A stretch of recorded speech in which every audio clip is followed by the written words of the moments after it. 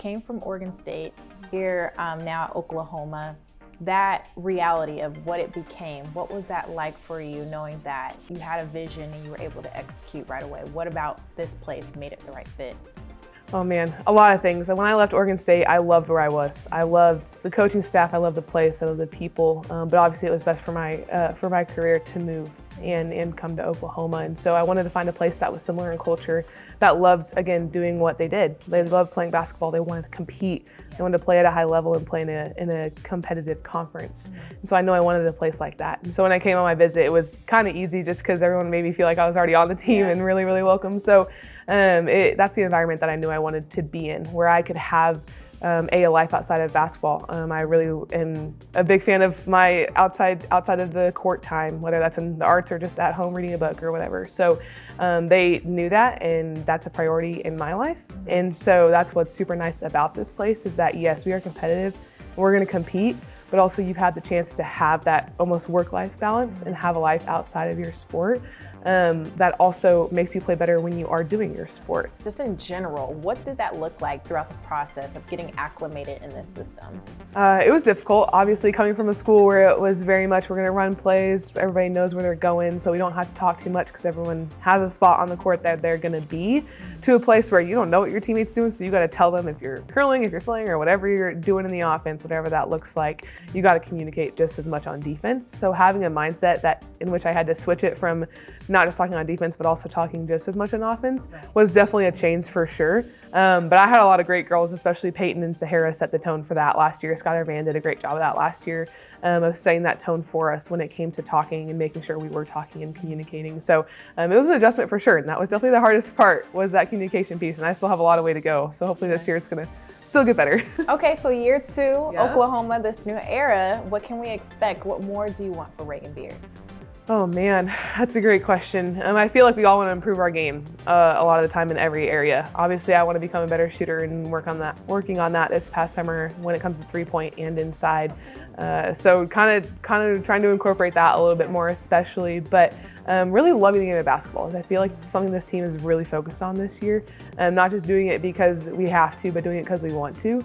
Our joy of basketball, we want that to be the number one thing that this team sees in practice and in games, and we want to be fun to watch. I know people said that last year, but we want to carry that over into this year, is being a team that is clearly has fun and loves what they do and loves who they do it with. I want to read this off to you. First D1 player in at least 25 years to average 17 points per game, 9 rebounds per game, while shooting 63% from the field, under 25 minutes per game. How, exactly. How would you describe your level of dominance that you're able to showcase every single night? I feel like I have a good group that just fuels that in me. Sahara Williams does a phenomenal job of setting that tone for us, not just in practice, but in the games too. And she sets that dominant, like, I'm gonna beat you tone for our team.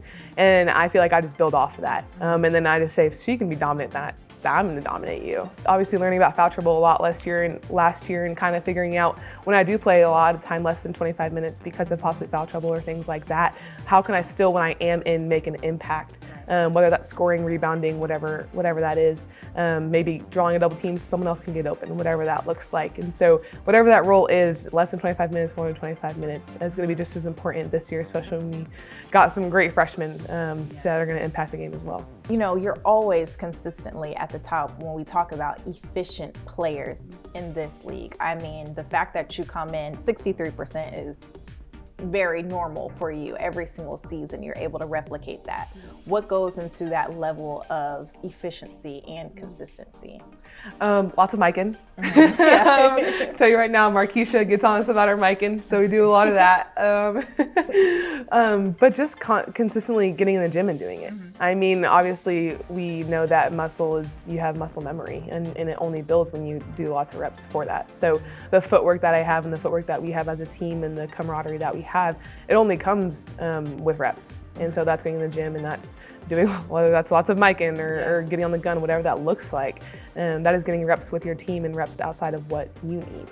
And so that reflects the 60% field goal percentage. And then obviously my teammates that put me in great positions to get the ball. So not just being able to score, but my teammates do a phenomenal job of putting me in a position to make my life a lot easier and just make a layup. So that also plays into that easy percentage as well. After a Sweet 16 run, what's the belief in what this squad can do? Oh man, obviously national championship. That's the goal for everybody. We want to win the SEC tournament, obviously, and then go win a national championship. That's the goal. As of right now, obviously it's October, so we're still on the trajectory of lots of learning, and so obviously everyone wants to win, but right now we're focused on getting better individually and as a team. But that is the goal. We want to win, and we want to compete, and we want to love doing it.